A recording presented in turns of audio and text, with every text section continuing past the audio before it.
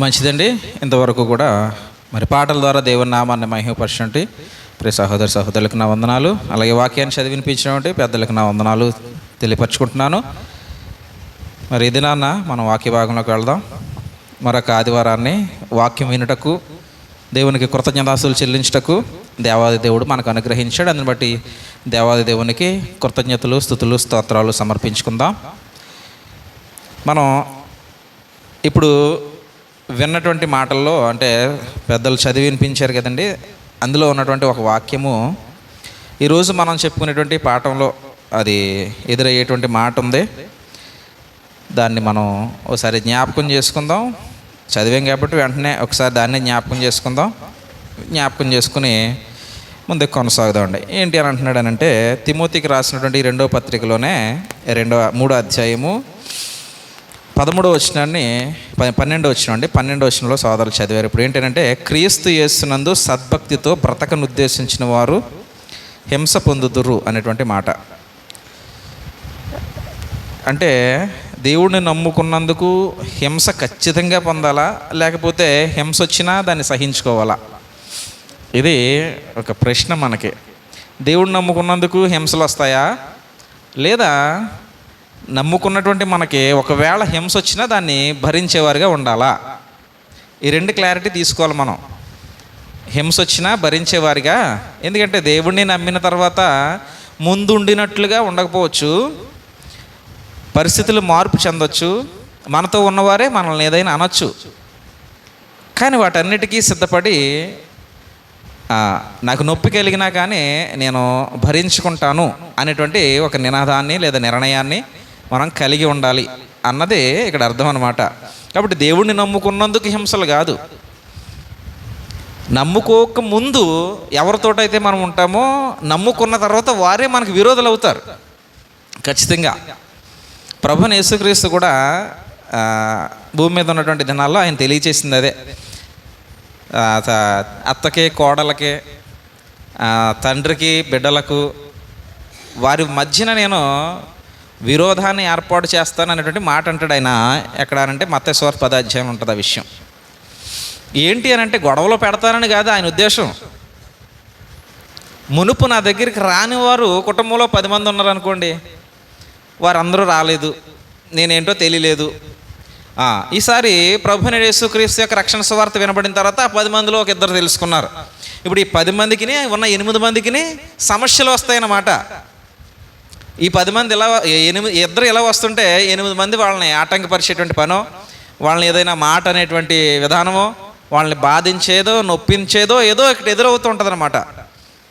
కాబట్టి ఆయన వచ్చి గొడవలు పెడతానన్నది ఎలా అర్థం చేసుకోవాల్సినటువంటి మాట అని అంటే, మునుపు నా దగ్గరికి రాని ప్రజలు నా దగ్గరికి వస్తారు, నా దగ్గరికి వచ్చిన వారికి రాని వారు ఎవరైతే ఉన్నారో వారి ద్వారా సమస్యలు ఎదురవుతాయి. వాటన్నిటినీ తట్టుకోవాలి మనం. ప్రశాంతంగా వెళ్ళిపోద్ది అనుకునే కన్నా ప్రమాదం ఎదురైనా సరే నేను ఎదుర్కొంటాను అనేటువంటి ధైర్యంతో ఉండాలి మీరు అని ముందుగా ఏం చేస్తున్నారంటే, మనుషులను వారి మనస్సులను దేవుడు ధైర్యపరుస్తున్నాడు. మీరు ఎట్టి పరిస్థితుల్లోనైనా సరే ఎలాంటి విపత్తు ఎదురైనప్పటికీ కూడా మీరు వాటన్నిటినీ కూడా తట్టుకునేటువంటి స్టామినా కలిగి ఉండండి క్రైస్తవులుగా అని చెప్తున్నాడు అనమాట. ఎందుకంటే క్రైస్తవుడిగా ఉన్నటువంటి నీకు శ్రమ ఒకవేళ ఎదురైనా ఇది నేను తట్టుకుంటాను, ఎదురిస్తాను, దేవుడు నాకు ధైర్యం ఇస్తాడు అనేటువంటి నమ్మకంతో ఉండు అని చెప్పి ప్రోత్సహించేటువంటి మాటయే. సరే, మనం కొంచెం ముందుకు కొనసాగుదాం, కొద్దిగా పాఠాన్ని విందాం. ఇది నాన్న 1-2 సంఘాలు మనం ముందు ఉంచుకుందాం. ఏంటి అంటే, క్రీస్తు ప్రభువుని విశ్వసించినటువంటి సంఘము దేవునికి నచ్చేట్లు ఉండేటువంటి లక్షణం. క్రీస్తు ప్రభువుని విశ్వసించినటువంటి సంఘం దేవునికి నచ్చేట్లు ఉండేటువంటి లక్షణాలు. మనం ప్రకటన గ్రంథంలో యోహాను భక్తుడు ఆసియాలో ఉన్నటువంటి 7 సంఘాలు అని మాట్లాడుతూ అక్కడ ఉన్నటువంటి సంఘపు దూతలు ఎవరైతే బోధకులు అయితే ఉన్నారో వారికి 7 ఉత్తరాలను రాయించడం జరుగుతుంది ప్రకటన గ్రంథంలో. ఆ 7 ఒక 2 మాత్రమే దేవుడు మంచిగా రాయించాడు. వాళ్ళు గుడ్ అన్నమాట. వాళ్ళు దేవుని దృష్టిలో వాళ్ళు బాగున్నారంటే ఎలాంటి స్థితిలో ఉంటే దేవుడు బాగున్నారు అని అన్నాడో ఒకసారి మనం చూసే ప్రయత్నం చేద్దాం. మీరు ప్రకటన గ్రంథాన్ని తీసినట్లయితే ప్రకటన గ్రంథము జాగ్రత్తగా బైబిల్ ఉన్నటువంటి వాళ్ళు చూడండి. ప్రకటన గ్రంథంలో ఒక 2 సంఘాలు, ఒకటి ఏంటంటే స్ముర్ణ, ఇంకొకటి ఏంటంటే ఫిలదెల్ఫియా. ఈ 2 సంఘాలు కూడా దేవుడు మెచ్చుకున్నటువంటి సంఘాలు అన్నమాట. ఎప్పుడు మెచ్చుకున్నాడు దేవుడు? ఎలా ఉంటే మెచ్చుకున్నాడు? ఏ పరిస్థితిని ఎదుర్కొంటే మెచ్చుకున్నాడు? ఒకసారి వీటిని మనం చూసేటువంటి ప్రయత్నం చేద్దాం. మొదటిగా 3వ అధ్యాయము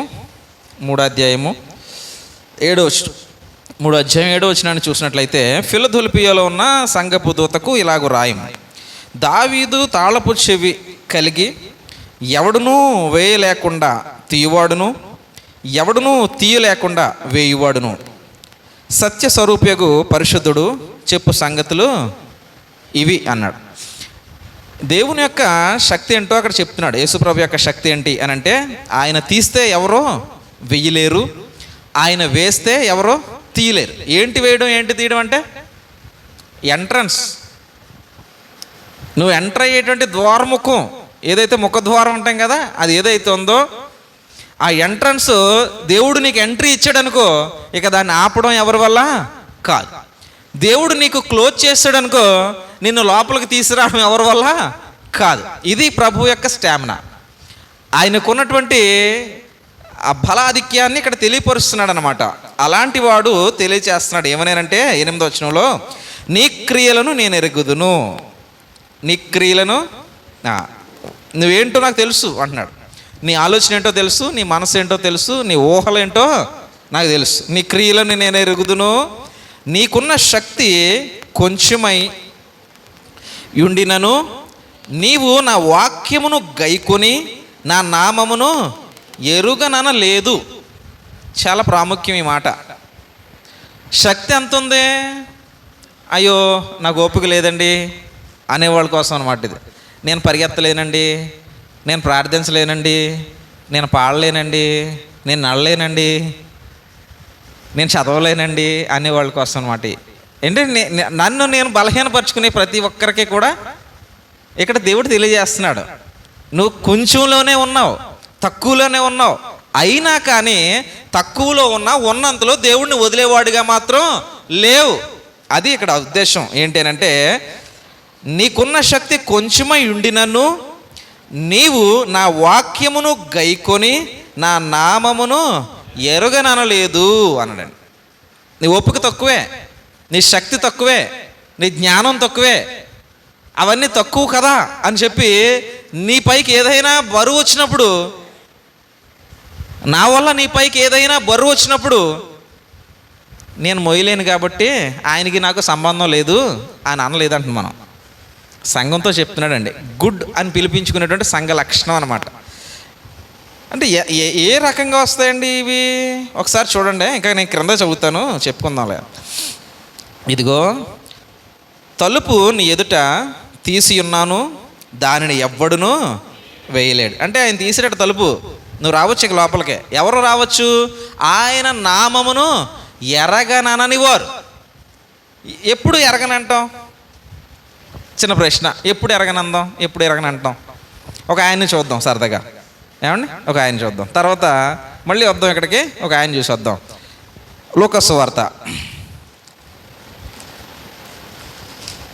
లూకా సువార్తలో ప్రభు అయినటువంటి యేసుక్రీస్తు యొక్క శిష్యుడు పేతురు గారిని మనం ఇక్కడ పరిశీలన చేద్దాం. తెలుసు మనకి, అయితే ఆ సన్నివేశాన్ని ఒకసారి మనం దగ్గరుండి చూద్దాం.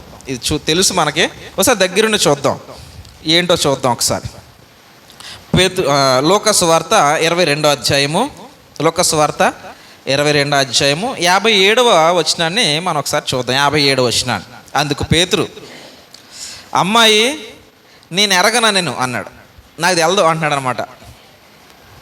నేను అతనిని ఎవరిని ఎరగను అంటున్నాడు ఇక్కడ. మన సందర్భం తెలుసు కదండి, అందుకే తగ్గించి అవుతున్నాను ఇంకా పైన మ్యాటర్ అంతా చదవకుండా. యేసుప్రభు అని పట్టుకునేటప్పుడు పేతురు ఏం చేశాడంటే కొంచెం ఆవరక్షణ చేశాడు. మనకు తెలుసు కదా, చెవి నరికేసాడు. ఎవరిదే? సైనికుడి చెవి నరికేసాడు. అయితే అమ్మమ్మని మేము ఇప్పుడు వచ్చాం, తాతయ్యని తీసుకొస్తా ఉన్నాం కదా, కానీ ఇప్పుడు వచ్చాం అక్కడి నుంచి. శేషుడమ్మ నీకే ఇప్పుడయింది అక్కడ ఆరాధన మనకి, అందువల్ల రాలేకపోయాను. నీకన్నా చెప్దాం అనుకున్నా, నువ్వు రాలేదు. తాతయ్యని తీసుకొస్తాకే చిన్న రస్తా. పేతురు ఎప్పుడైతే యాక్షన్ చేశాడో, నువ్వు ఎంత చేయకబ్బా, నీ దగ్గరికి నువ్వు ఖడ్గం ఎత్తే కదా, నీ దగ్గరికి అలాంటి సిచ్యువేషన్ ఎదురైతే నేను ఎవరో నీకు తెలదంటావు నువ్వు అన్నాడు అనమాట. ఎవరో యేసుప్రభు వారు అన్నారు, నేను ఎవరో నీకు తెలియదని మాట్లాడుతా అంటే అబ్బాబ్బా నేను అలాంటి కాదు ఇలాంటి కాదు ఆయన ఏదో అన్నాడు, కబుర్లు చెప్పాడు. అయితే ఆ సిచ్యువేషన్ వచ్చేసింది. సిచ్యువేషన్ వచ్చినప్పుడు ఒక అమ్మాయి దగ్గరికి వచ్చిందనమాట. 56 చదువుదాం. అప్పుడు ఒక చిన్నది ఆ మంట వెలుతురులో అతడు కూర్చుని చూచి అతని తేరి చూచి వీడును అతనితో కూడా ఉండెనని చెప్పాను. పేతురు గారిని చూసి ఈడు కూడా అతనితో ఉన్నాడు అంటే, అప్పుడు ఈయన అంటున్నాడు, అమ్మాయి నేను అతనినే ఎరగనెను. మరికొంతసేపటికి మరి ఒకడు అతన్ని చూసి నీవును వారిలో ఒకడు అనగా, పేతురు మళ్ళీ అంటున్నాడు, ఓయ్ నేను కాదన్నాడు. ఇంచుమించు ఒక గంట అయిపోయిందట. ఇంకొకడు వచ్చాడట, నిజముగా వీడును అతనితో కూడా ఉండెను, వీడు గల్లీయుడని దృఢముగా చెప్పాడు. అందుకు పేతురు, ఓయ్ నీవు చెప్పినది నాకు తెలియదనెను అన్నాడు. మత్తయి సువార్త 26 అధ్యాయం. మత్తయి సువార్త 26 అధ్యాయం.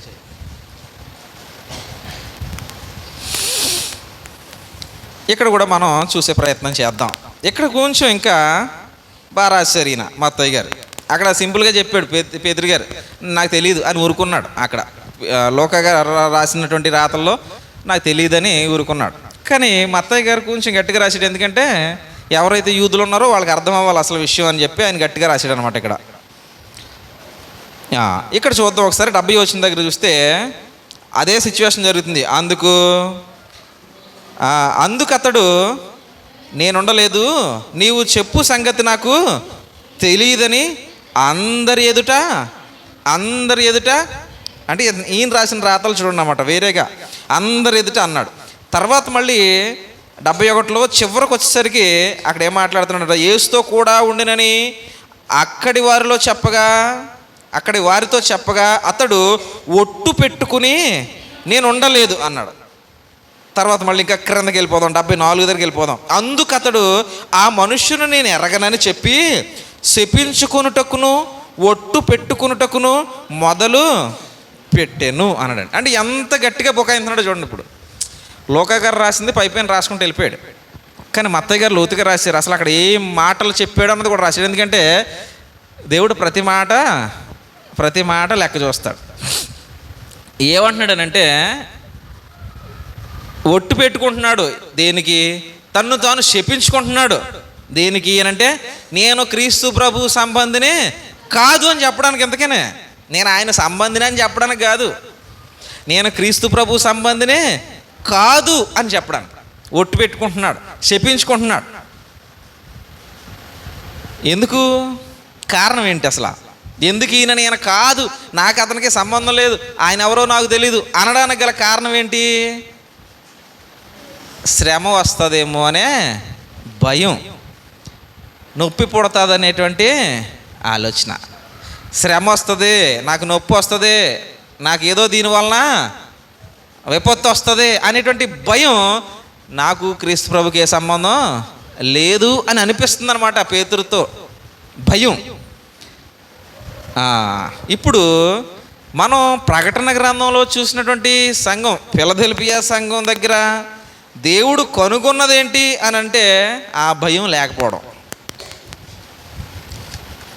ఆ భయం ఈ సంఘం దగ్గర లేకపోవడం అనమాట. ఏంటనంటే,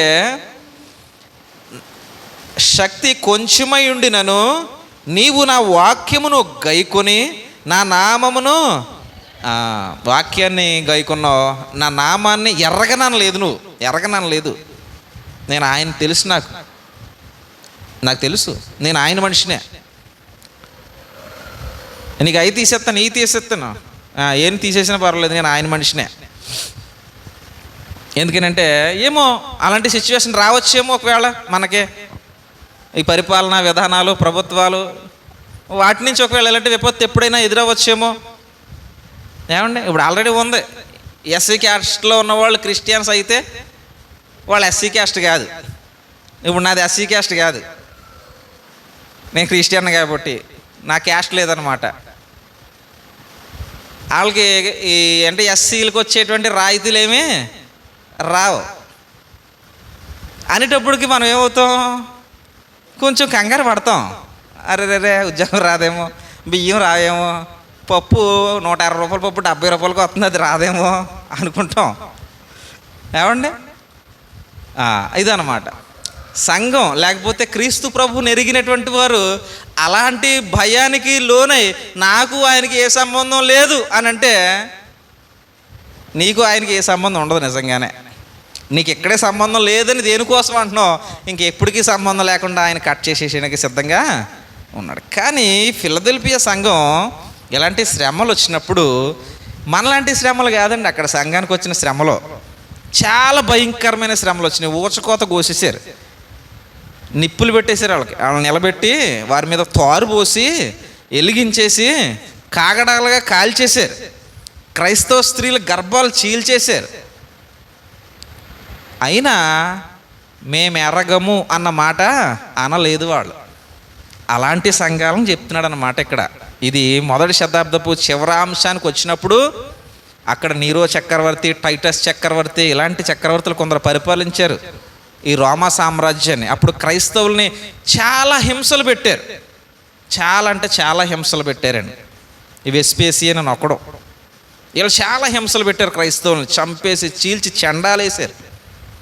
అలాంటి పరిస్థితులు ఎదురైనా కానీ ప్రభువుకి మాకు సంబంధం లేదు అనే మాట వారి నోట రాలేదు. మరి పేతురు అనేసాడు కదండి, అంటే అన్న పేతురు తన అన్న 3 మాటలు తానే విన్న వెంటనే మళ్ళీ ఏమైపోయాడు, పశ్చాత్తాపానికి గురైపోయాడు. ప్రభువు పేతురు వైపు చూసాడట. ఒకసారి చదవండి లోకసువార్త ఇందాక మనం చదివినటువంటి వాక్య భాగం దగ్గర మీరు జాగ్రత్తగా ఈ విషయాలు గమనించాలండి. ఎందుకంటే క్రైస్తవుడు అని అంటే ఆషామాషి వ్యక్తి కాదు, వాడు ప్రత్యేకింపబడినవాడు. ఏమండి, ప్రపంచానికి సవాలుగా బ్రతికేవాడు అనమాట, భయపడి బ్రతికేవాడు కాదు. ఇక్కడ చూడండి ఒకసారి 61లో, అప్పుడు ప్రభువు తిరిగి పేతురు వైపు చూసెను గనుక పేతురు, నేడు కోడి కూయక మునుపు నీవు ముమ్మారు నన్ను ఎరగనందువని ప్రభువు తనతో చెప్పిన మాట జ్ఞాపకం చేసుకుని వెలుపలకు పోయి సంతాపపడి ఏడ్చాడు అంటాడంటే, ఎప్పుడు 3 సార్లు అబద్ధం ఆడేసిన తర్వాత బొంకేశాడు, ప్రమాదం మీదకి వస్తుందేమో అని బొంకేశాడు. ఇది జరుగుతుంది అని చెప్పి ప్రభువు ముందే సెలవిచ్చాడు పేతురికి. నువ్వు 3 సార్లు నేను ఎవరో తెల్దంటావు పేతురు అంటే, నేను అలాంటి కాదు, ప్రాణం పోయినా నీవు ఎవరో తెల్దని అన్నో అని చెప్పిన పేతురు ప్రాణం పోయే టైం వచ్చేటప్పటికి నాకు తెల్దా అన్నాడు. చెప్పాను కదా అని చూసాడంట పేతురు వైపు. ఎవరో యేసుప్రభు వారు. యేసుప్రభు ఎక్కడుండి చూశాడు, ఆయన ఏం కూర్చుని చూడలేదు, బాధలో ఉన్నాడు. అప్పుడు ఆయన సిలువలోకి ఎక్కేలేదండి, కంగారు పడి సిలువ అనకండి, ఇంకా సిలువలోకి ఎక్కేలేదు.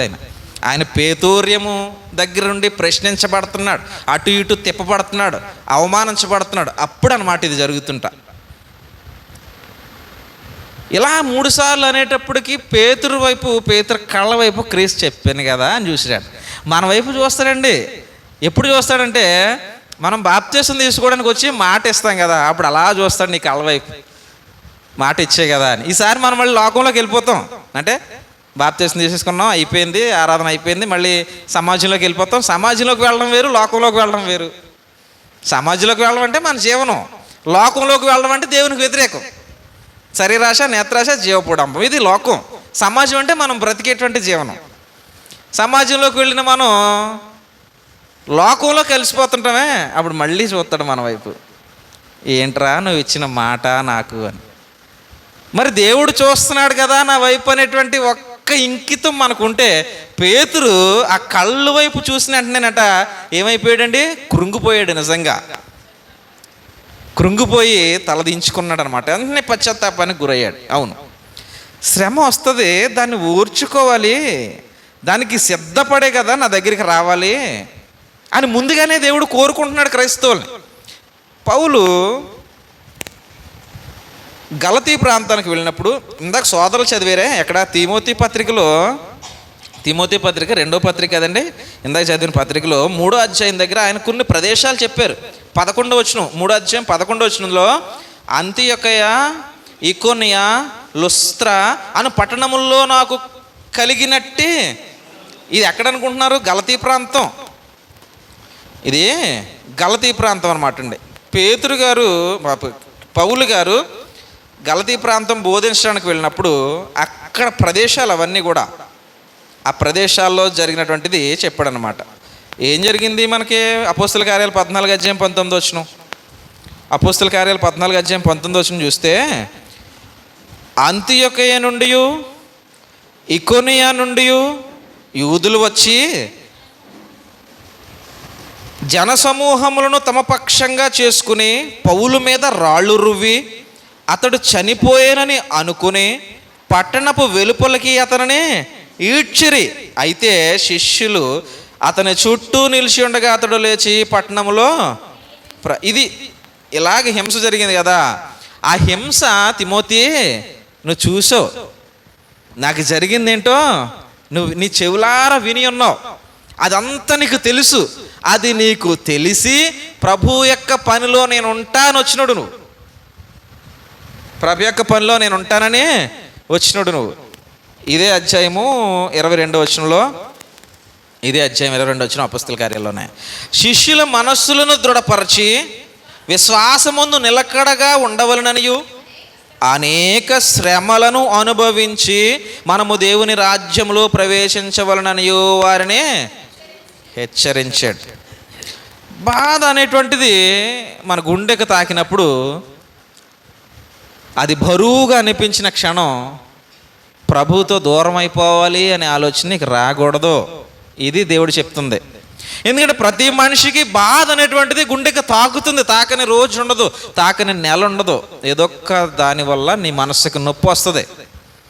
కానీ ఎలాంటి సమస్య ఎదురైనా నేను ప్రభువుని వదలను అనేటువంటి నినాదంలో మనం బ్రతకాలట. ముందు ఆ తీర్మానం కలిగి ఉండాలి. ఎట్టి శ్రమనైనా నేను ఎదుర్కొంటా. శ్రమ మనం అనుకుంటాం అన్యజనుల నుంచి వస్తుందా, కానీ మనం ఇందాక చదివేమే ఫిలదెల్ఫియా సంఘం కానీ స్మురణ సంఘం కానీ వాళ్ళు ఎక్కడి నుంచి ఎదుర్కొన్నారు శ్రమలు అని అంటే వారి స్వజనుల నుంచే. వారు కపటపు తంత్రాలను గుర్తించలేక శ్రమలు ఎదుర్కొన్నారు. మనం చూద్దాం ఒకసారి ప్రకటన గ్రంథము 3వ అధ్యాయము, ఇందాక చదివిందే ఫిలదెల్ఫియా సంఘం కొరకు 9వ వచనం దగ్గర నుంచి నేను చదువుతున్నాను. యూదులు కాకయే తాము యూదులమని అబద్ధమాడు సాతాను సమాజపు వారిని రప్పించెదను. వారు వచ్చి నీ పాదముల ఎదుట పడి నమస్కారము చేసి, ఇదిగో నేను నిన్ను ప్రేమించితినని తెలుసుకున్నట్లు. ఈ సాతాను సమాజం వారిని యూదులు కాకయే తాము యూదులు ముసుగు వేసుకున్నారు. ఈరోజు క్రైస్తవులని ముసుగేసుకున్న వాళ్ళు లేరా? ఆ రోజు యూదులు కాకుండా యూదులు ముసుగేసుకున్న వాళ్ళు ఉన్నారు. ఈరోజు దేవుని దృష్టిలో క్రైస్తవులు కాని వారు క్రైస్తవ ముసుగేసుకున్నారు. ముసుగు అంటే మీరేసుకునేది కాదు, ఇది అనుకున్నారు కనుక మమ్మల్ని అంటున్నాడేమో అనుకున్నారు కనుక, అది కాదు. ఆ లక్షణం క్రైస్తవులు కాదు కానీ క్రైస్తవులమే మేము అంటారన్నమాట. నిజానికి క్రైస్తవుడు అంటే ఎవరో దేవుడు లెక్కల్లో ఉంటాడండి. క్రైస్తవుడు అంటే ప్రతి ఒక్కడో క్రైస్తవుడు అయిపోవడం. పేరెట్టుకున్న ప్రతి ఒక్కడో నాకులే సర్టిఫికేట్ తీసుకున్నవాడు క్రైస్తవులు అయిపోరు. దేవుని యొక్క లెక్కలు ఉంటాయి కొన్ని, ఆయనకంటూ కొన్ని విధానం ఉంది, ఆయనకు పర్టికులర్ కొలమానం ఉంది. దాని ప్రకారంగా బ్రతికేవాడే దేవుని దృష్టిలో క్రైస్తవుడు. అంతేగాని అందరూ క్రైస్తవులే పేరుకే. నేను పొద్దున్న పాట వేస్తున్నాను, వింటున్నారు లేదా కానీ మీరు? పేరుకే క్రైస్తవులారా, ఆదివారపు క్రైస్తవులారా, మీరేమీ దేవుని దృష్టిలో క్రైస్తవులు కాదురా, ఇక్కడే క్రైస్తవులు అని చెప్పే పాట. మనం పేరుకి క్రైస్తవులుగా ఉండకూడదు. పేరుకి క్రైస్తవులు ఎవరనంటే వాక్యాన్ని హృదయంలో దాచుకునేవారు. వాక్యాన్ని హృదయంలో దాచుకునేవాడు మాత్రమే క్రైస్తవుడు అండి. వాక్యాన్ని విని నేను క్రైస్తవునే అనేవాడు కాదు. విన్న వాక్యాన్ని హృదయంలో పదిలపరుచుకుని జీవితంలో చూపించాలి. జీవితంలో చూపించాలి. ఆ వ్యక్తి క్రైస్తవుడు అవుతాడు. ఇక్కడ ఈ ఫిలదెల్ఫియా సంఘం ఏం చేసింది అని అంటే, నా వాక్యమును గైకొని నా నామమును ఎరగననలేదు. అది వాక్యాన్ని గైకొని నామాన్ని ఎరగను. నాకు తెలుసు ఆయన, నేను అలాగే బ్రతుకుతాను అంటుందట ఈ సంఘం. శ్రమ వస్తుంది. ఎలాగా? వాళ్ళ వలే, అంటే వాళ్ళు కూడా మేము మీ ప్రజలమే, మేము మీ ఊళ్ళమే అనేటువంటి వ్యక్తుల వలన. చూడండి, స్మరణ సంఘం దగ్గర కూడా ఇదే సిచ్యువేషన్. ఇదే ప్రకటన గ్రంథం 2వ అధ్యాయం 8వ వచనం దగ్గర చూస్తే, 9వ వచనం దగ్గర, 2వ అధ్యాయం 9వ వచనం, నీ శ్రమను దరిద్రతను నేను ఎరుగుదును, అయినను నీవు ధనవంతుడివే. ఇక్కడ నుంచి పట్టుకోండి. తాము యూదులమని చెప్పుకొనుచు యూదులు కాక సాతాను సమాజపు వారి వలన నీకు కలుగు దూషణ ఇదిగో. ఏంటి శ్రమ? ఇందాక ఫిలదెల్ఫియా దగ్గర ఏం చెప్పలేదు. వాళ్ళని తీసుకొచ్చి నీ కాళ్ళు కాడ పడేస్తానన్నాడు. కారణం ఏంటంటే, అదే ముసుగేసుకుని వీళ్ళని ఏమంటున్నారు? దూషణ పాలు చేస్తున్నారు అన్నమాట, దూషించే వారిగా ఉంటున్నారన్నమాట. అంటే ఈనాడు వాళ్ళ యూదుల సమాజం, అప్పుడు మొదటి శతాబ్దపు బలం ఏంటంటే యూదుల సమాజంలో నుంచి క్రైస్తవులుగా మారిన జనాంగం. ఇప్పుడు నేడేంటంటే అన్యజనుల్లో నుంచి క్రైస్తవులుగా మారిన జనాంగం. మనమందరం అన్యజనుల్లో నుంచి క్రైస్తవులుగా మారిన జనాంగం. ఇప్పటికీ అన్యజనుల యొక్క తలంపులతో బ్రతికేవారు. మేము క్రైస్తవులమే, మేము సంఘానికి పోతాం, మాకు ఉందే, మాకు అది, మాకు ఇది అని చెప్పుకునేటువంటి అబద్ధికులు. వీళ్ళ వలన ఎవరైతే వాక్యాన్ని హృదయంలో భద్రపరుచుకుని జీవితంలో కనుపరిచే విధంగా గైకొని బ్రతుకుతారో వారికి దూషణపూర్వకమైన శ్రమ అది వచ్చినప్పుడు మనం ఏమైపోకూడదు? అనవసరంగా చర్చికి వెళ్ళడం వల్ల వీళ్ళతో, ఈ మనిషితో తిట్టు తినమని ఎవడన్నాడు, గుడికి వెళ్ళమని ఎవడన్నాడు అంటాం మనం. చర్చికి వెళ్ళమని ఎవరు చెప్పారు? ఈ మనిషితోటి నోటుకు వచ్చినట్టు అనుమాని అలాగ వెళ్ళేటప్పుడు అంటుంది, ఇలాగ వచ్చినప్పుడు అంటుంది. అనుమాని ఎవడు చెప్పి, అనిపించుకోమని ఎవడు చెప్పాడు, మానెత్తే పోలే అనుకుంటాం మనం. అనుకుంటే నువ్వు గుడ్ అవ్వవు దేవుని దృష్టిలో. మనం దేవుని దృష్టిలో ఆయన యొక్క పుస్తకం, ఏం పుస్తకం అది? జీవగ్రంథం. అక్కడ పేరు రాయించుకోవడానికి ఈ లోకంలో ఇలాంటి ముసుగు వేసుకున్నటువంటి వ్యక్తుల నుంచి అనేక దోషణలు ఎదురైనా నువ్వు స్టాండర్డ్గా నిలబడాలి. మీకు ఒక సన్నివేశాన్ని చూపిస్తాను. పత్రిక యోధ పత్రిక రాస్తూ ఆయన ఒక విషయాన్ని చెప్పుకొస్తారు. 10వ వచనాన్ని చూద్దాం. యోధా పత్రిక 10వ వచనం. వీరైతే ఎవరు? వీరు ఇలాంటి ముసుగు వేసుకున్నటువంటి దొంగలు. క్రైస్తవులమే, మేము చర్చికి వెళ్తాం. ఎందుకు వెళ్తాం? వెళ్దాం. మాకు పాస్టర్ గారు ఉన్నారు, ఏం చెప్తాడు వెళ్దాం. వీళ్ళు అనమాట ఈ బ్యాచ్. మాకు పాస్టర్ గారు ఉంటాడు, ఆయన ఏం చెప్తాడు మాకు వెళ్దాం. మేము చర్చికి వెళ్తాం, మేము వింటామో మాకు వెళ్దాం. ఎందుకు వెళ్తున్నాము అంతకన్నా తెల్దాం. ఇలాంటి వాళ్ళు అనమాట. కానీ ఎందులో ముందు ఉంటారు? ఎందులో ముందు ఉంటారండి? అనడానికే. ఎందుకంటే అది ఎక్కడ నేర్చుకునే పని లేదు, పుట్టిన కాడి నుంచి వింటానే ఉన్నాం. దాన్ని ఏ పాస్టర్ గారు బోధించిన అవసరం లేదు. ఆటోమేటిక్గా మనం ఇలా కళ్ళు తెరిచి లేచేటప్పటికి వినబడతానే ఉంటాయి ఈ సుప్రభాతాలు.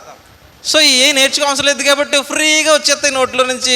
దానికి ఖర్చు కూడా ఉండదు, జ్ఞానంతో పని లేదు కాబట్టి ఎవడైనా మాట్లాడేస్తాడు. అలాంటి వాళ్ళు అన్నమాట వీళ్ళు. వీళ్ళు ఏమంటున్నారనంటే, వీరైతే తాము గ్రహింపని విషయములను గూర్చి, ఏంటో తెలియదు వీళ్ళకి, ఎంతకీ విషయం ఏంటో కూడా తెలియదు. సంఘం అంటే ఏంటో తెలీదు, వాక్యం అంటే ఏంటో తెలీదు, పాస్టర్ గారని ఎవరిన పిల్లలో తెలీదు, పేరు లేకుండా పాస్టర్ గారని పిలిచేస్తాం. మీరు పిలిచేస్తున్నారంట, మా ఆవిడ మొన్న వస్తే పిలిచేశారంట. అసలు అలాంటి పదమే లేదు, పాస్టర్ గారని ఉంది అంతే. అది కూడా ఇక్కడ కూర్చుని సంఘ పెద్ద. అది ఇక్కడికే, లోకానికి కాదు పాస్టర్ గారు. ఓన్లీ లోకల్ చర్చికి మాత్రమే పాస్టర్ గారు. మళ్ళీ ఇంకో చర్చికి వెళ్తే పాస్టర్ గారు కాదు ఆయన, అక్కడ కూడా పాస్టర్ గారు అంటారు. ఎంతకైనా ఈ నాలెడ్జ్ లేదండి నిజంగా క్రైస్తవుల్లోనూ. చాలా నాకు నవ్వు వస్తుంటుంది ఒక్కోసారి. ఇదంతా పాస్టర్ అంటే ఎక్కడ పాస్టర్? ఓన్లీ ఇక్కడ చర్చికే పాస్టరు. ఇంకో చర్చికి వెళ్ళినప్పుడు పాస్టర్ గారు అంటారు. ఏంటి ఆ చర్చికి పాస్టర్ గారే కాదు నిజానికి. పాస్టర్ అంటే ఒకే చర్చ్కి ఉంటాడు, లోకల్ చర్చ్కి ఉంటాడు. ఆ చర్చిని పరిరక్షించుకుంటూ చూసుకుంటేవాడు. వేరే చర్చికి వెళ్తే విశ్వాసే, బోధిస్తే బోధకుడు, అంతే. ఆ చర్చికి పాస్టర్ గారు కాదు. ఈ నాలెడ్జ్ లేదు మన వాళ్ళ దగ్గర. ఏమో ఏమో వినేస్తాం, కనేస్తాం, ఏం తెలదో, దేనికి ముందుకు వచ్చేస్తాం, కచ్చా పోయినాక మాత్రం ముందుకు వచ్చేస్తాం. చూద్దాం ఒకసారి. వీరైతే తాము గ్రహింపని విషయములను గూర్చి దూషించువారై వివేక శూన్యములకు మృగముల వలె వేటిని స్వాభావికముగా ఎరుగుదురో వాటి వలన తమ్మును తాము నాశనము చేసుకొనుచున్నారు అనడం. వాళ్ళు ఎరిగిందే ఏంటి? తిట్టడం.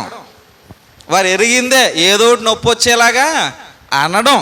అవే వాటి వలనే వారికి వారే నాశనాన్ని తెలియట్లేదు. అంతకే నువ్వు నాశనం అయిపోను అంటే నువ్వు నాశనం అయిపోవు అన్నా, నేను నాశనం అయిపోతానని చెప్తున్నాడు దేవుడు ఇక్కడ. ఏమంటావంటే తొందరపడి అలా ఇసురుతాం మాట. కానీ నీకు తెలియని విషయం ఏంటంటే, ఎప్పుడైతే దేవుని కోణం అండి నేను చెప్పేది, ఇలా మీరు దేనికోసమో గొడవ పడుకునేటప్పుడు కాదు, బయట కూకుని దేని గురించో గొడవ పడుకునేటప్పుడు కాదు నేను చెప్పేది. సంఘము, క్రైస్తవ్యము, విశ్వాస జీవితం ఆ పక్షంగా సంఘాన్ని దృష్టిలో పెట్టుకుని కానీ, నీ విశ్వాసాన్ని దృష్టిలో పెట్టుకుని కానీ, నీ భక్తిని దృష్టిలో పెట్టుకుని కానీ, నీ నడవడికని దృష్టిలో పెట్టుకుని కానీ నిన్ను అంటే అప్పుడు నువ్వు ఆ మాటను బట్టి సంతోషిస్తున్నావు. ఎందుకంటే నేను ప్రభువుని విశ్వసించి ఉన్నాను కనుక ఈ మాట నాకు వచ్చింది, దేవునికి మహిమ కలిగిన గాక. ఎందుకంటే ఆయన్ని గూర్చి మనం ఏ విషయంలోనైనా బాధపడినప్పుడు మన ఫలం ఏమవుతుందట? అధికమవుతుంది. సో అందుకు నేను దేవునికి కృతజ్ఞతలు తిట్టుకో అనుకుంటాం అనమాట. ఎప్పుడైతే అలాంటి దృక్కోణంలో నిన్ను నాశనమైపోను అని అన్నారనుకో, అన్నవాళ్ళు ఖచ్చితంగా అదే అయిపోతారు. ఇది దేవుడు చెప్తున్న వాస్తవం. ఇదిగో మళ్ళీ చెబుతున్నాను చూడండి, నా మాట కాదు అది. వీరైతే తాము గ్రహింపని విషయములను గూర్చి దూషించువారే. దోషంలో వాళ్ళకి ఏం తెలీదు, తిట్టడానికి మాత్రం ముందు ఉంటారు. ఇక్కడ మాత్రం ముందు ఉంటారు. ఓకే. వివేక శూన్యములకు మృగముల వలె. వివేక శూన్యములకు మృగం అంటే ఏంటి? ఏం తెలదు. దానికి ఆకలితే దాన్ని కొట్టి చంపాలి అంతే. ఒర్రెర్రే కుందేలురా, ఇది చాలా మంచిదిరా, దీన్ని తినకూడదు అనుకోదు మృగం. ఆకలిస్తే కుందేలైనా ఏనుగైనా ఏదైనా ఒకటే దాని నోటి ముందు. మృగానికి అదే లక్షణం ఉంటుంది. ఇదే లక్షణం ఎక్కడికి వచ్చాడనంటే, నువ్వు ఎప్పుడైతే దేవుని జ్ఞానాన్ని నేర్చుకోకుండా మూర్ఖమైన విధానంలో లోకపు పందాలో వెళ్ళిపోతున్నావో అప్పుడు నువ్వు గ్రహించు. వివేక శూన్యములకు మృగముల వలె నీకు ఎరిగి ఉన్నవే ఏదో బయట. నువ్వు ఒక ఫిలాసఫీ ఎట్టుకుంటావు, నీకు ఎట్టుకుంటావు, అది దేవుడు ఎట్టింది కాదు, నీకు ఎట్టేసుకుంటావు, నువ్వు గడేసుకుంటావు గుడి చుట్టూరు, నీ గుడి చుట్టూరును. ఆ ఫిలాసఫీని బట్టి నువ్వు మాట్లాడేస్తావు అనమాట. వేటిని స్వాభావికముగా ఎరుగుదురో వాటి వలన, నువ్వు ఎరిగిన దాన్ని బట్టే వాటి వలన తమ్మును తాము నాశనం. తమ్మును తా అంటే నువ్వు ఎరిగినటువంటి నీ పరిధి జ్ఞానం ఏదైతే ఉందో దాన్ని దృష్టిలో పెట్టుకుని ఏదో మాట నేస్తావే, ఆ మాటను బట్టి నీకు నీవే ఏం తెచ్చుకుంటున్నావట? నాశనం తెచ్చుకుంటున్నావు. ఇక్కడ రెండు విషయాలు చెప్తున్నాను. ఒకటి ఏంటంటే, ఇలాంటి వారు దూషిస్తారు, ఇలాంటి వారు దూషిస్తారు. ఆ దూషణకు నువ్వు బెంబేలెత్తిపోకు, ఆ దూషణ వారికి వెళ్తుంది. నువ్వు నిలబడు, నీ బహుమతి నీకుంటుంది. ఇది ఇక్కడ స్మరణ సంఘం కానీ, ఫిలదెల్ఫియా సంఘం కానీ పరిస్థితులు ఏంటి అంటే, ప్రాణాలు పోయేటువంటి పరిస్థితులు, వారి వలె ముసుగేసుకున్నటువంటి వ్యక్తులు వారిని దూషించేటువంటి మరొక కార్యక్రమం. ఈ రెండు ఎదురైనా మేము ప్రభువుని ఎరగము అని మాత్రం వాళ్ళు అనలేదట. మేము ఆయన వారం, ఆయన సంఘానికి చెందిన వారం అని చెప్తున్నారట ధైర్యంగా. సో నీకు శోధన కాలంలో వచ్చినటువంటి, చదివేద్దాం వాక్యం ఒకసారి. ప్రకటన గ్రంథం 3వ అధ్యాయం అండి, 10వ వచనం చదివేద్దాం. 3వ అధ్యాయం 10వ వచనం. నీవు నా ఓర్పు విషయమై వాక్యమును గైకొంటివి గనుక భూనివాసులను శోధించుటకు లోకమంతటి మీదకి రాబోవు శోధన కాలంలో నేను నువ్వు పడిపోవు ప్రమాదంలో. అనుకుంటావు, అయ్యి బాబాయ్ ఎల్లెల్లి దారిలో ఎదుట అయిపోయిన అన్నది ఏమన్నా అయిపోద్దేమో అని నువ్వు అనుకుంటావు. కానీ ఏ శోధనైనా కాపాడేవాడిని నేనున్నానో, దూషించేవారు ఉన్నారే వారి దూషణ వారికే వారికి అప్పచెప్తాను, నువ్వు దాని గురించి మనసులో పెట్టుకోకు. నువ్వు మనసులో పెట్టుకోవాల్సింది ఏంటంటే నీ విశ్వాసం, నిన్ను కొన్న ప్రభువు, ఇవి నీ మనసులో ఉండాలి. నిన్ను కొన్న ప్రభువు నీ మనసులో ఉండాలి, నువ్వు నమ్మిన విశ్వాసం నీ మనసులో ఉండాలి. అంతేగాని ముసుగేసుకున్నటువంటి మూర్ఖులు ఏదో అన్నారు కదా అని ఆ మాట మీద నువ్వు మాత్రం ఏమీ కంగారు పడకు. మనం సాధారణంగా అంటాం కదా, రోడ్డు అంటే వెళ్తుంటే బోళ్ళని కుక్కలో మురుగుతాయని. ప్రతి కుక్కతో మనం కూడా బోబో అంటాం. ఏంటి అది కుక్క కాబట్టి బోబో అంటది, మనం అనం కదండి. మనం పోతాం మామూలుగానే అంటాం కదా, సహజంగానే. ఇందులో వాకింగ్ కాదులేండి, మామూలుగా చెప్తున్నాను. అంతే మనం కూడా, మనం దేవుని కార్యమై ముందుకు వెళ్ళిపోతున్నప్పుడు ఇలాంటి లోక పందాలు వచ్చేటువంటి విషయాలు ఎన్ని ఎదురైనా, శోధన ఎదురైనా, ప్రమాదం ఎదురైనా, ఆల్రెడీ నేను దీనికోసమే వచ్చానయ్యా, ఇలాంటివి వచ్చినా నేను ఎదుర్కొంటానయ్యా. రోమీలకు పత్రిక రాస్తూ అపోస్తలుడైన పౌలు ఒక విషయాన్ని జ్ఞాపకం చేస్తాడు. పత్రిక రోమీలకు రాస్తూ మహనీయుడు పౌలు గారు ఒక విషయాన్ని ఇక్కడ మీకు జ్ఞాపకం చేస్తున్నాను, చూద్దాం ఒకసారి. ఇక్కడ ఏంటంటే 8వ అధ్యాయం 36 వచనాన్ని చూస్తే, 8వ అధ్యాయం 36 వచనం, ఇందును గూర్చి వ్రాయబడినది ఏమనగా, నిన్ను బట్టి దినమెల్లా మేము వధింపబడిన వారమును వధకు సిద్ధమైన గొర్రెలమని మేము ఎంచబడిన వారము అనడండి. అంటే రెడీ నీకోసం ఎవరి కోసం? ఓ ప్రేమించిన దానికోసం. ప్రేమికుడు అనే మాట కాదు ఇది.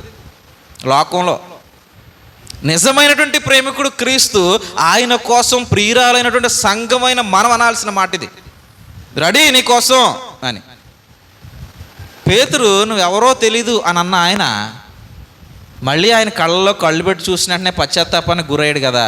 తర్వాత ఆయన ఎలా మారాడు? అదే పేతురు, అదే క్రీస్తులా సిలువ వేయించుకోవడానికి సిద్ధపడిపోయాడు. అయితే గొప్పవాడు ఆయన, ఆయనతో నేను సమానం కాదు కానీ నన్ను తలకిందులుగా సిలువ వేయండి అని అడిగి తలక్రిందులుగా సిలువ వేయించుకుని చనిపోయాడట. అది చరిత్ర చెప్తున్న వాస్తవం. ఏటి నిన్ను ఎరగను నేను అన్న పేతురే. మనం కూడా కొన్ని సందర్భాల్లో దేవుని కొంచెం మన మనస్సు కానీ మన ఆలోచన కానీ దూరం అవుతూ ఉండొచ్చండి. కానీ దేవుని వాక్ అండి ఈ రోజుతో పోయేది కాదు కదా. నువ్వు జీవితాంతం ఉండు, నీతో ఉంటుంది. నీ జీవితం ముగిసినా నీతోటి ఉండే వాక్ అది. ఈ జీవం మట్టుకు రాబోయే జీవం మట్టుకు ప్రయోజనకరమై ఉంది దేవుని వాక్యం. కాబట్టి ఆ ప్రయోజనకరమైనటువంటి వాక్యాన్ని మన హృదయంలో ఉంచిన యెడల మనకి మేలు అనడండి ఈ పేతురు గారు. ఇప్పుడు చీకటి గల చోట్ల వెలిగిచ్చు దీపమైనట్లు ఉన్నది అనడం. అయ్యో, ఆ పేతురికి అబద్ధం ఆడినప్పుడు ఏముంది? ఇంకా హృదయంలో చీకటి ఉంది. ఎప్పుడైతే ప్రభువు కళ్ళతోటి పేతురు కళ్ళు ఐక్యమయ్యాయో చీకటి ఏమైంది? పోయింది. అందుకే ఆ వెలిగిచ్చు దీపమైనట్టు ఆ వాక్యం ఉన్నది, అది మీరు నమ్మిన యెడల మీకు మేలు అని చెప్పాడండి పేతురు పత్రిక. ఆయన రాసిన పత్రిక అన్నమాట అది. కాబట్టి మేలుకరమైంది ఏదో ఆయన గ్రహించుకోగలిగాడు. ప్రభువు కళ్ళతో తన కళ్ళు కలిపిన క్షణం ఇక చావుకైనా వెనకాడనటువంటి వ్యక్తిగా నిలబడ్డాడు. అవును, హింసలు వస్తాయి, మాటలు ఎన్నెన్నో వినబడుతుంటాయి. ఇదే పేతురు అన్నాడండి అవన్నీ. ఒకసారి మీకు ఒకసారి చెప్పాను అనుకుంటా, మళ్ళీ ఒకసారి మీకు చిన్నగా జ్ఞాపకం చేస్తాను. పేతురు రాసినటువంటి పత్రికలో నుంచి మొదటి పత్రిక 4వ అధ్యాయము 3వ వచనాన్ని మనం ఒకసారి చదువుకుందాం. మనము పోకిరీ చేష్టలను, దురాశలను, మద్యపానము, అల్లరితో కూడిన ఆటపాటలు, త్రాగుబోతుల విందులు, చేయదగని విగ్రహ పూజలు మొదలైన వాటి యందు నడుచుకొనుచు, ఇది కంటిన్యూషన్ అనమాట. ఇవన్నీ చేస్తూ అన్యజనుల ఇష్టము నెరవేర్చుటకు, ఇది అన్యజనుల ఇష్టం అనమాట. ఇప్పుడు దాకా చదివినట్టు పోకిరీ చేష్టలు, దురాశలు, దుర్వ్యాపారము, అల్లరితో కూడిన ఆటపాటలు, తాగుబోతుల విందులు, చేయదగిన విగ్రహ పూజలు, ఇవన్నీ అన్యజనులు చేసేటువంటి పనులు. వాటితో మనము కూడా కలిసి ప్రయాణం చేసాం. అన్యజనుల ఇష్టము నెరవేర్చుకొనుచుండుటకు గతించిన కాలము, మనతో చెప్తున్నాడు. గతించిన కాలం అంటే నువ్వు ప్రభువుని ఎరగక ముందు కాలం, ప్రభువుని తెలుసుకోక ముందు కాలం, సంఘానికి రాక ముందు కాలం, వాక్యం అర్థం కాక ముందు కాలం. చాలామంది సంఘానికి వచ్చిన వాక్యం తెలక అటు కాలు ఇటు కాలు వేస్తారండి. సంఘానికి వెళ్ళిపోతుంటారు, ఎక్కడికో భోజనాలు పెడుతున్నారంటే అక్కడికి పారిపోతుంటారు అండి. సంఘానికి వచ్చేస్తుంటారు, ఏదో పేరెంటాలు చేస్తున్నారు, అదే చేయాలంటే ఆడ చేసేస్తుంటారు. ఇక్కడొక కాలు అక్కడొక కాలు. అది నీకు ఇంకా వాక్యం నీలో లేదు. ముందు వాక్యాన్ని నిలుపుకుంటే లోకాన్ని ఉండనివ్వు. వాక్యం ఎప్పుడైతే నిలబడిందో నీ హృదయంలో ఆటోమేటిక్గా లోకాన్ని నువ్వేం చేస్తావు అంటే కట్ చేస్తావు, త్యజిస్తావు. ఆ మనసు నీలోనికి రానివ్వవు. అది మునుపటి కాలం బాప్తిసం పొందిన తర్వాత ఇక నీవు అలా వెళ్ళవు. కాబట్టి గతించిన కాలం చాలు అలాంటి ఆలోచనకు, అలాంటి పద్ధతులకు, అలాంటి విధానాలకు. గతించిన కాలము చాలును అపరిమితమైన దుర్వ్యాపారం నందు తమతో కూడా, అంటే ముందు మీ ఫ్రెండ్స్తో, ముందు మీ స్నేహితులతో, ముందు మీ నైబర్స్తో, పక్కన ఉన్న వాళ్ళతో, తమతో కూడా మీరు పరిగెత్తకపోయినందుకు వారు ఆశ్చర్యపడుచు మిమ్మును ఏం చేస్తారంట? దూషిస్తారు. అమ్మో చాలా వచ్చేసింది అమ్మకే అంటారనమాట. అలా అంటారు. మరి ముందు పిలిస్తే నాకన్నా ముందు పోయి ఇప్పుడు ఏటమ్మో అమ్మో బైబిల్ పెట్టుకుంటుంది కదా ఈ మధ్యన అంటారు. అని నొప్పి వస్తుంటాయి ఈ మాటలు అన్నప్పుడు. ఏమంటే నొప్పి రావండి అలాంటి మాటలు అన్నప్పుడు? మామూలుగా అనడం వేరు, ఇలాంటి సాగదీసి మాటలు అంటే సాగదీసి కొట్టాలనిపిస్తుంటుంది, కానీ కొట్టకూడదు, కొట్టేసారు కనుక. అలా కొట్టాలనిపించేలాగా అంటారు అవతల వాళ్ళు. ఏమండి అలాంటివి వస్తాయని దేవుడు ముందుగానే చెప్తున్నాడండి. అయ్యా మీరు ముందు ప్రయాణం చేసినటువంటి ఆ సర్కిల్ ఉందే, ఆ పరిచయాలు ఉన్నాయే, అవి మీ వెనకాలే వస్తుంటాయి. వారితో మీరు వెళ్ళనందుకో, వారున్న చోట మీరు ఉండనందుకో, వారి ప్రమాణంలో మీరు బ్రతకలేనందుకో మిమ్మల్ని ఏం చేస్తారు? తిడతారట, హేళన చేస్తారు, దూషిస్తారు, ఇంకేమైనా అంటారు. లేనిపోని మాటలు ఎక్కడి నుంచి అక్కడికి, అక్కడి నుంచి అక్కడికి అలాగే అలా తారుమారు తక్కరమారు చేసేస్తారు. ఇవన్నీ జరుగుతాయి ముందే చెప్తున్నాడు ప్రభు. ఇవన్నీ జరుగుతాయి ముందుగానే ఎరుగు, వాటన్నిటినీ ఎదుర్కోవడానికి బలపడు అని చెప్తున్నాడు అనమాట. ఇక్కడ స్మరణ సంఘం, ఫిలదెల్ఫియా సంఘం వీటన్నిటిలోనూ ఆరితేరిపోయారు. Okay, I'm ready to everything అంటున్నాడు అనమాట. దేనికైనా సరే, ఏదైనా సరే నేను సిద్ధంగానే ఉన్నా, నువ్వేం తీసుకొచ్చినా పర్వాలేదు అంటున్నారు వాళ్ళు. నువ్వు నిందలు తెస్తావా తే, దోషం తీసుకొస్తావు తీసురా, హింస పట్టుకొస్తావు పట్టురా, ప్రభువుని మాత్రం వదిలే ప్రసక్తి. మేము వదకు సిద్ధమైన గొర్రెలమనియు వదకు వధింపబడిన వారము క్రీస్తు కొరకు అనేటువంటి నినాదాన్ని వారు ధరించి బ్రతుకుతున్నారు. నెడనటువంటి క్రైస్తవ్యానికి క్రైస్తవులని ముసుకేసుకున్న వారి వలన ఇవి రావా? వస్తూనే ఉంటాయి.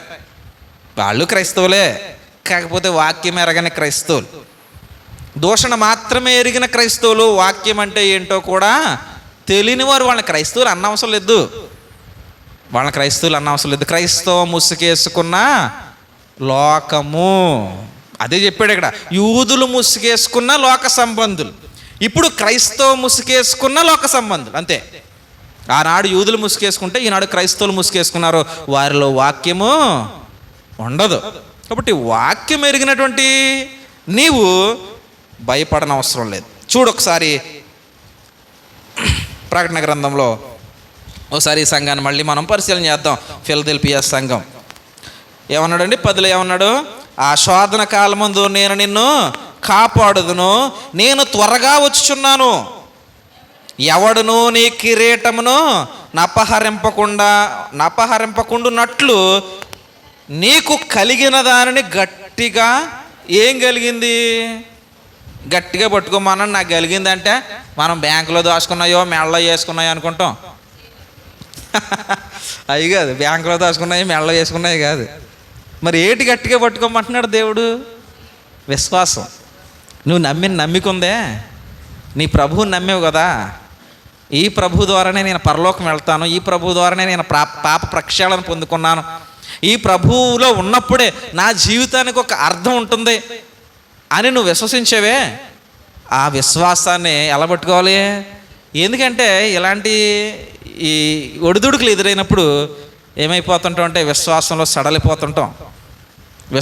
సడలిపోయి ప్రభువులో నుంచి దూరం అయిపోతుంటాం. కాబట్టి ఇవన్నీ హెచ్చరిస్తున్నాడు. ఎక్కడున్నటువంటి 7 సంఘాల పరిస్థితి చూసాం, కానీ ఈ స్మరణ సంఘాన్ని, ఫిలదెల్ఫియా సంఘాన్ని మాత్రమే దేవుడు ఎన్నుకున్నటువంటి వాటిగా మాట్లాడుతున్నాడు, గొప్ప వాటిగా మాట్లాడుతున్నాడు, ధన్యులు అని మాట్లాడుతున్నాడు. కారణం ఏంటంటే ఎలాంటి స్థితిలోనైనా దేవుడిని వదలని వారిగా ఉన్నారు వాళ్ళు. ఇంకా ఏం చెప్తున్నాడంటే ప్రోత్సాహకరంగా, ఇప్పుడు వరకు నువ్వు ఎలాగైతే వదలకుండా ఉన్నావో అలాగే ఉండు. ఎందుకంటే ఇంకా ఒకవేళ రావచ్చు, ఈరోజు ఈ మనిషి తిడితే రేపు ఇంకొకటి ఎవడో తిట్టవచ్చు. అయిపోద్దని అనుకోవద్దు. ఏమో నువ్వు క్రైస్తవుడు కాబట్టి చచ్చిపోయేదాకా ఎవడో ఒకటి ద్వారా ఏదో ఒక బాధ ఎదురవుతానే ఉండొచ్చేమో. ఏ క్షణంలో నువ్వు వాడితో కలిసి ఇక తట్టుకోలేక నువ్వు రెచ్చిపోతావో అప్పుడు పడిపోయినట్టే. దానికోసం అపవాది వస్తాడండి. నువ్వు తట్టుకోలేక ఇంక రెచ్చిపోయి ఇంక ఎన్నాళ్ళని ఊరుకుంటాం రా అని అయిపోతాం కదా. ఇంకా ఓపు కడుతున్నాను ప్రతి ఒడికి కొంతే ఉంటుంది ఓపిక అని మనం కొన్ని పెద్ద డైలాగులు వేసి మనం కూడా వెంటనే దూకేస్తాం, రంగంలోకి దూకేస్తాం. అంతే, అయిపోయినట్టే. ఆ దెబ్బతో మనం అది చెప్తున్నాడు అనమాట. కొంచెం ఓర్చుకోవాలి. ఎందుకనంటే సహించుకున్నటువంటి వారు ఎవరన్నాడు? ధన్యులు. అదే మాట చెప్తూ ఎవరిని జ్ఞాపకం చేసేట అక్కడ? యోబు సహనమును మీరు ఎరగలేదా? యోబు సహించుకున్నాడు. దేవుడిని కానీ దూషించాడా? దేవుడి మీద తిరగబడ్డాడా? దేవుడిని వదిలేశాడా? ఏమీ చేయలేదు. యోబు బాధతో పోల్చుకుంటే మనకు వచ్చేవి అంత. వాళ్ళ భార్య మా వెనకాల నుంచి కర్రెట్టి గొంటేసింది పొలవమని యోబుని. ఆయనే బాధపడలేదు. ఆయన ఎలా వచ్చాం? తల్లి గర్భం నుంచి దిగంబరులుగానే వచ్చాం, దిగంబరులుగానే పోదాం. ఏమీ తేలేదు, ఏం పట్టుకుని పోం. ఆయన ఇచ్చాడు, యెహోవా ఇచ్చాడు, యెహోవా తీసుకున్నాడు. యెహోవా నామమునకు మహిమ కలుగును గాక అన్నాడండి. ఇది యోబు విశ్వాసము, యోబు యొక్క సహనం. మీరు ఎరగలేదా క్రైస్తవులారా? యోబు అనేటువంటి మహనీయుడి కాలంలో ఇవేవీ లేవు, ఇన్ని వాక్యాలు లేవు, ఎంతమంది ఆదర్శప్రాయాలుగా ఉన్నటువంటి విశ్వాసులు లేరు. అయినా యోబు ఉన్నాడు. ఈనాడు మనకు అనేక మంది ఉన్నారు ఆదర్శప్రాయాలుగాను, అనేక మంది దిక్చూచులుగాను, అనేక మంది విశ్వాసులు ముందున్నారు. వాళ్ళందరినీ చూసి మనం ధైర్యం తెచ్చేసుకోవచ్చు. ఇప్పుడు యోబు కాలంలో ఎవరు లేరు. యోబుకు ముందు అంత ధైర్యం చెప్పాడు. పలానా ఆయన అబ్రహాం చూద్దాం, లేకపోతే దావీదని చూద్దాం, యేసుప్రభుని చూద్దాం అనుకున్నాక యోబుకి ఎవరు లేరు. యోబు ఎప్పుడో పురాతన మనిషి. ఏ ఆజ్ఞలు లేని కాలంలో ఉన్నటువంటి యోబే దేవుడి యొక్క అదుపాజ్ఞల్లో ఉండిపోయాడండి. ఆ యోబుని జ్ఞాపకం చేస్తున్నాడు మనకి ఇప్పుడు. సహించుకున్నవాడు ధన్యుడు. యోబు సహనాన్ని మీరు జ్ఞాపకం చేసుకోండి. లోకంలో అనేకం వస్తుంటాయి. యోబు స్నేహితులు ముగ్గురు వచ్చారు, ఏవో మాటలు అన్నారు. యోబు భార్య అన్నది. లోకంలో వాళ్ళంట ఎన్నాళ్ళు యోబు వెళ్తుంటే లేచి నిలబడేవారంట. ఇప్పుడు యోబు కనపడుతుంటే ఎక్కిరించినట్టు చూస్తున్నారట. ఆయన్ని బాధపడుతాడండి యోబు. అసలు నేను పుట్టకపోతే బాగుండు, ఈ బాధలేటి నాకు అంటుంటాడు. ఎన్ని అన్నా కానీ దేవుడు మాత్రం ధిక్కరించలేదు, దేవుడిని వదలలేదు. నేను ఎంత న్యాయంగా ఉన్నాను, నీకు న్యాయమా ఇది అన్నాడు అంతే దేవుడిని. ఆ మాట కూడా దేవుడు పట్టుకున్నాడు. నాకు న్యాయం అన్యాయం కూడా చెప్పే స్టామినా ఉందేటి నీ దగ్గర అని అడిగాడు. తర్వాత బాబోయ్ నన్ను మన్నించండి బాబా, ఏదో తెలియక అనేసాను, తొందరపాట్లు అనేసాను అన్నాడు యోబు గారు. మీకు చెప్పాను, ఛానల్ క్రితం చెప్పాను, మర్చిపోంటారు నాకు తెలుసు. కాకపోతే ఈనాడు మనకి యోబు అనేటువంటి ఆయన నుంచి కానీ, పేతురు అనేటువంటి ఆయన నుంచి కానీ, లేదా ఫిలదెల్ఫియా, స్మరణ అనేటువంటి సంఘాల నుంచి కానీ, మొదటి శతాబ్దపు క్రైస్తవుల నుంచి కానీ, ఇప్పుడున్నటువంటి అన్యజనులు క్రైస్తవులనే ముసుకేసుకున్నటువంటి అబద్ధికుల నుంచి కానీ అనేక పాఠాలు, జాగ్రత్త పడవలసినటువంటి పాఠాలు. వీటిని చూసి కృంగిపోను. నేను వదక సిద్ధమైన గొర్రెను డిసైడ్ అయ్యి వచ్చాను నేను ప్రభు దగ్గరికి. ఎలాంటివి వస్తాయి, రాటుపోట్లు వస్తాయి, ఎదుర్కొంటాను. ఇవంతా దేవుని వాక్యం ముందు, దేవుని శక్తి ముందు, నా ప్రార్థన ముందు ఇవన్నీ దిగదుడిపే. నేను ఒక్కసారి మోకరించి ప్రార్థన చేసినంటే ఇవన్నీ పోతాయి, ఈ బాధలన్నీ నన్ను విడిచి వెళ్ళిపోతాయి. ఇలాంటి వాటి గురించి నేనేమి బెంగ పెట్టుకుని ఆరోగ్యం పాడు చేసుకోను, నా విశ్వాసాన్ని బలహీన పరుచుకోను అనుకుంటున్నారు ఇక్కడ ఫిలదెల్ఫియా సంఘం కానీ, స్మరణ సంఘం కానీ. అందుకే ఏమంటాడంటే నువ్వు అదే స్టాండ్ మీద నిలబడు, నువ్వు కాపాడుకో, గట్టిగా పట్టుకో. జయించువాని నా దేవుని ఆలయంలో ఒక స్తంభముగా చేసేదను. ఎలా చేస్తాడా? ఏటి జయించడం? శోధన జయించడం. ఎలా జయించాలి? శోధన ఎలా జయించాలి? సహనంతో జయించాలి. ఏదో దూషణ వచ్చిందో దూషణకు నువ్వేం చేయాలి? దూషణకు ప్రతిదూషణ చేయక ఏమన్నాడు తెలుసా తర్వాత పేతురు గారు? దీవించండి అన్నాడు. దూషణకు ప్రతిదూషణ చేయక దీవించు, అప్పుడు నువ్వు జయించినడు అవుతావు. ఇలాగ జయించేటువంటి వారిగా ఉన్న వారిని నా దేవుని ఆలయంలో ఒక స్తంభముగా చేసేదను, అందులో నుండి వాడు ఇక మీదట ఎన్నటికి వెలుపలకి పోడు. పాతేసాడు అనమాట నేను ఇంకా స్తంభంలాగా. ఇంక నువ్వు కదల్చబడవు. కారణం ఏంటి అని అంటే జయించావు. నీ శోధనలో నీ మీదకి దూషణ వినబడినా, నిన్ను అనరానే మాటలన్నా, లేనిపోని మాటలన్నా, ఏవో లేని మాటలను పుట్టించినటువంటి ప్రమాదాలు అనేకం వస్తాయి. అన్నీ ఎదురొచ్చినా ఏం పట్టించుకోలేదు నువ్వు. అవన్నీ అలా వదిలేసావు. నీ క్రైస్తవ జీవితాన్ని నువ్వు జీవిస్తున్నావు. ఇలాగ అన్నారంటమ్మా, వాళ్ళ పాపని వాళ్ళపోతారు, దేవుడు వాళ్ళని చూసుకుంటాడు. నేనేంటో నా దేవుడు తెలుసు అనుకుంటా నీ జీవితం ముందుకు వెళ్ళిపోతుంది. నీ వాస్తవికతను ఎరిగి ఉన్నావు, అబద్ధంలో లేవు. కాబట్టి వాక్యాన్ని మాత్రమే అనుసరించుకుంటూ వెళ్ళిపోతున్నావు. ఇలాంటివి ఎన్నో వస్తాయి, అవేమీ మన జీవితాన్ని ఏమీ చేయలేవు. అపవాది మనల్ని ఏమీ చేయలేడు. నిజానికే మనం అవకాశం ఇస్తే చేస్తాడు. నువ్వు విని అలాగందా అని మొదలెడితే నువ్వు బాధపడతావు. వాళ్ళకే వదిలేస్తున్నాను, వెనక్కి తిరిగి వాళ్ళకే తగులుతుంది. నా దేవుడు చెప్పాడు, నా పని ముందుకు వెళ్ళాలి, నేను వెనక్కి తిరిగి చూడడం కాదు. ఇలా చూస్తా కూర్చుంటే టైం అయిపోద్ది, నా దేవుడు వచ్చేస్తాడు. సో నేను ముందుకు వెళ్ళాలి. ఇవేవి అన్నది ఇలాదేదో అన్నదని ఇప్పుడు అవన్నీ నేనేమి ఆ పంచాయతీలు నేనేం పెట్టుకోను ఇక్కడ. అవన్నీ దేవుడు చూసుకుంటాడు.